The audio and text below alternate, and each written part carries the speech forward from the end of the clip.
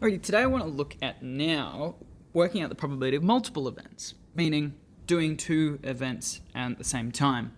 So we're going to be looking at how do we actually work out two probabilities instead of just the one. Now we're going to look at the bag of marbles again, except this time we're going to look in the bag of marbles and then we're going to flip a coin. Okay? So we want to pull one marble out of the bag. It's either going to be green, red, or blue, and then we're going to flip a coin.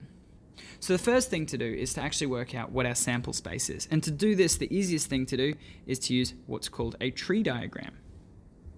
Now you've probably done tree diagrams before, so I always like to structure it in this way. I've got the first event. There are three different outcomes. Either I get a blue, I get a red, or I get a green. And then for the second event, well, either I get a heads or a tails, or I get a heads or a tails, or I get a heads or a tails. So these are the different options here. So HT, or HT, or HT. So there are 6 different outcomes. We could get a blue marble with a heads, a blue marble with a tails, a red marble with a heads, a red marble with a tails, a green marble with a heads, or a green marble with a tails. These are the 6 different outcomes that can actually happen, but each of these outcomes have slightly different probability. We know for flipping a coin that the probability for each of these is just going to be a half.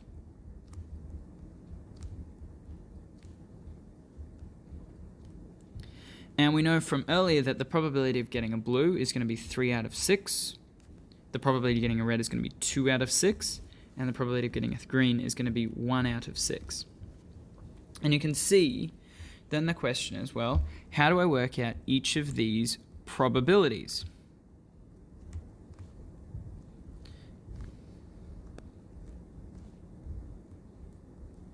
So what's the probability of getting blue and heads? Well, assuming that A and B are mutually exclusive events, so the probability of A and then B is equal to the probability of A multiplied by the probability of B. However, this only works if A and B are mutually exclusive.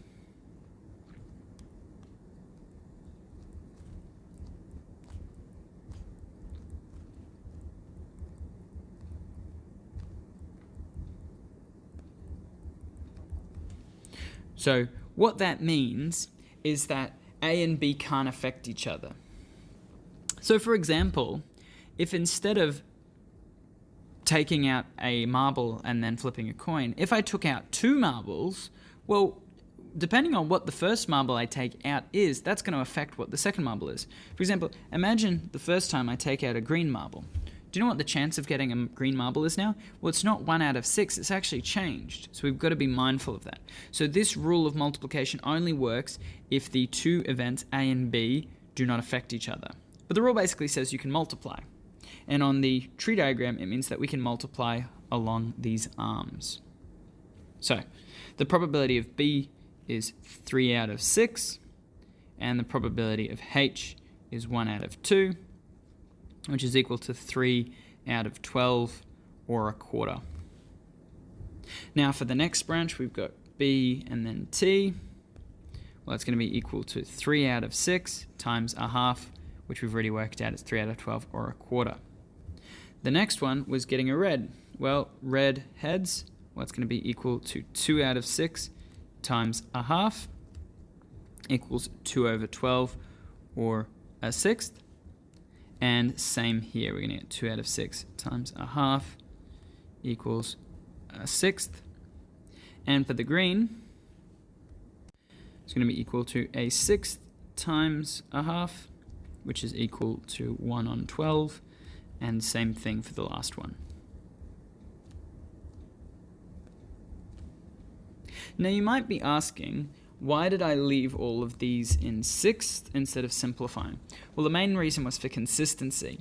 I knew that I was going to be having to dealing with these fractions at the end, and so it's helpful to know both the fractions as twelfths, where they're all twelfths, and also to know their simplified versions. So it's sometimes useful to know both fractions and both different sorts.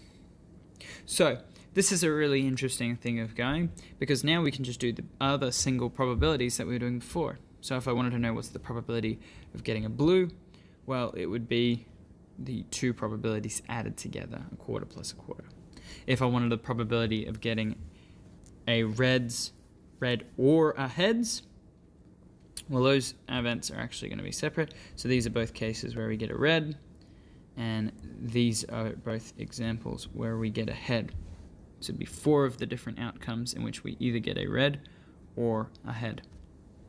So that's how you can calculate the probability of multiple events. Tree diagrams are very helpful. See you in the next one. Goodbye.